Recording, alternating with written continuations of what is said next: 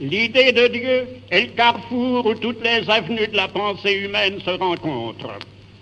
Cette phrase de Jules Simon justifie celle de M. Salomon Reynac.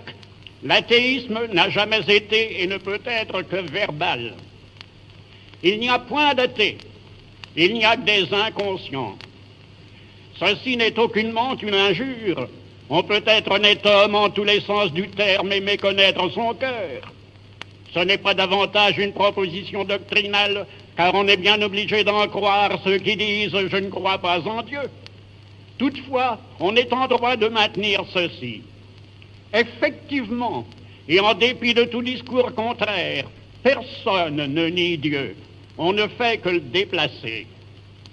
L'instinct de l'absolu est tellement ancré au cœur de l'homme qu'il ne s'en dégage jamais autrement que par une substitution inconsciente. Non seulement toutes les expériences, toutes les croyances, toutes les aspirations, toutes les activités individuelles ou sociales prouvent Dieu, elles constituent elles-mêmes une adhésion implicite à son existence. Tout homme exerce l'affirmation de Dieu, même celui qui la refuse, comme tout homme affirme la vérité, même celui qui dit « il n'y a pas de vérité ». Il ne s'agit là que d'une orientation de l'esprit, d'un appel de la vie, mais qui exige son objet et qui secrètement le pose. Notre âme s'avance vers Dieu par toutes ses puissances. Ignora-t-elle le chemin qu'elle suit? À cet égard, la religion est réellement le tout de l'homme. Toutes les autres activités n'en sont que des effets.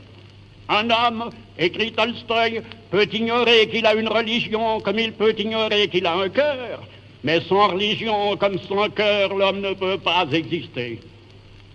Il semble y avoir de plus en plus d'athées. Au point de vue de notre observation présente, il y en a de moins en moins, car plus que jamais nous revêtons d'un caractère absolu toutes nos idéologies, fût-ce la relativité. Et les matérialistes eux-mêmes, étant donné les attributs et les merveilleux pouvoirs qu'ils accordent à la matière, ne s'aperçoivent-ils pas qu'ils font de la matière un Dieu? Partout se retrouve dans nos trésors spirituels comme la monnaie de Dieu. Sentiment de la nature et de la vie, vérité, bonté, justice, fraternité, respect et développement de la personne, harmonie et progrès des peuples, expansion de la vraie vie partout où la matière humaine est stagnante ou corrompue ou souffrante, tout cela, si combattu qu'il soit, a grandi en honneur dans l'humanité. Or, l'autorité de ces grandes notions est liée à l'affirmation de Dieu comme le faisceau lumineux à sa source. Peut-on bien dire que Dieu disparaisse de l'horizon des hommes quand sous nos pas, dans tous nos chemins, sa grande ombre annonce le rayonnement de sa clarté? Certains nous disent, en effet, l'idée du divin et naturel est nécessaire à l'homme, mais il n'est pas prouvé qu'elle réponde à une réalité. À cette observation, à nos yeux contradictoire, c'est tout un livre qui serait chargé de donner la réponse. Dieu n'est pas une invention de l'esprit, c'est une découverte.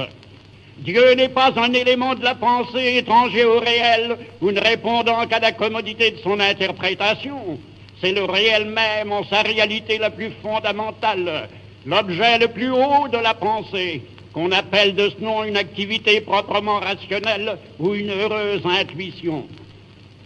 Des athées ont reconnu qu'un athée absolu ne peut pas vivre, parce que tous les appuis dont il a besoin pour penser et pour agir lui manquent à la fois. L'athée est un être mal équilibré, dit le Dantec. L'équilibre pour lui, ce serait la mort, ou bien la conversion. Quel drame, au fond, que celui de cette humanité qui cherche frénétiquement à quoi se prendre et interroge pour cela le ciel et la terre, alors qu'elle porte en elle-même l'objet de sa recherche, l'affirme par tous ses gestes et ne le connaît pas. L'homme a le sentiment instinctif d'une réalité mystérieuse dont il se sent dépendre, lui et le milieu immédiat où il plonge. Réalité dont la bienveillance et le commerce peuvent lui procurer l'accord avec lui-même et avec tout, assurant ainsi sa destinée. C'est le sens religieux. L'homme est un animal religieux.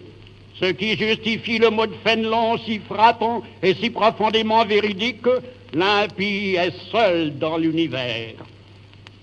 On a fait de grands efforts pour énerver cette constatation. On dit, le concert apparent des peuples est d'un trompe-l'œil, Dieu n'est qu'un nom commun. Chaque peuple a le sien, et la religion a l'unité pour masque et pour nom légion. Mais on a répondu facilement que c'est au vrai la diversité qui est ici le trompe-l'œil. Tous les hommes, c'est l'homme, et tous les dieux, c'est Dieu. Ainsi, l'athée se trouve-t-il hors de toute réalité comme de toute humanité, coupé de communication avec la nature comme avec les âmes, hors du point où tous les secrets, comme tous les concepts qui les expriment, se fondent en un seul. Dieu vit, quiconque mange est assis à sa table, écrit Victor Hugo. Et Verlaine, vous, la source de paix que toute soif réclame. Et pourtant, ajoute ce dernier, notant avec l'élan et son objet implicite les hésitations de l'âme au regard d'une claire reconnaissance de Dieu, et pourtant je vous cherche en long tâtonnement.